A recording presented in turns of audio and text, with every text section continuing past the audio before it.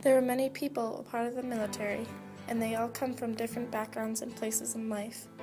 However, not many of them have two infant daughters at home. One of them was my mother, Kelly.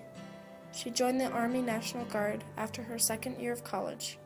She had high hopes that it would bring many adventures and give her a chance to finish her degree. My mom enjoyed many things in the military, like the travels and adventures of new people and places, but it wasn't always fun and games.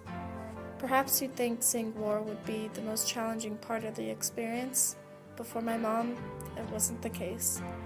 Because my mom was in the Army, sometimes she would go on short-term deployments, which would only pose short-term challenges with our family. But as things changed, she would have to deploy for much longer times. And by this time, my mom had already given birth to me and my younger sister.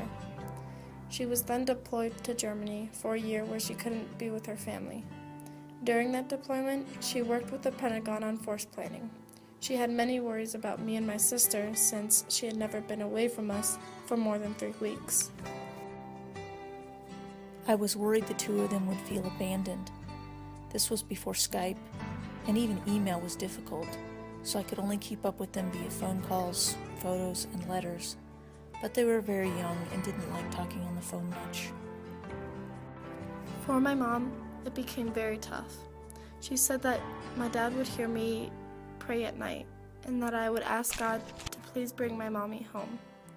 As she heard a recording of me making that prayer, she would cry so hard, and that's what one of the toughest things was for her, being gone for so long. In that time, she had realized that the long deployments would become more regular, and that's when she resigned. She knew that if she was away for any longer, the effects on her family would be too much. As it came time for my mom to finally come home, she recalls it being one of the greatest days of her life. She was so excited and couldn't stop hugging everyone. Although my sister and I were still very young and can't remember the day, she remembers how happy we were to see her as well. When our family was reunited, we couldn't be happier. However, my mom still had worries about the long-term effects on her daughters. She thought that we would have trust issues with her because we thought she had abandoned us.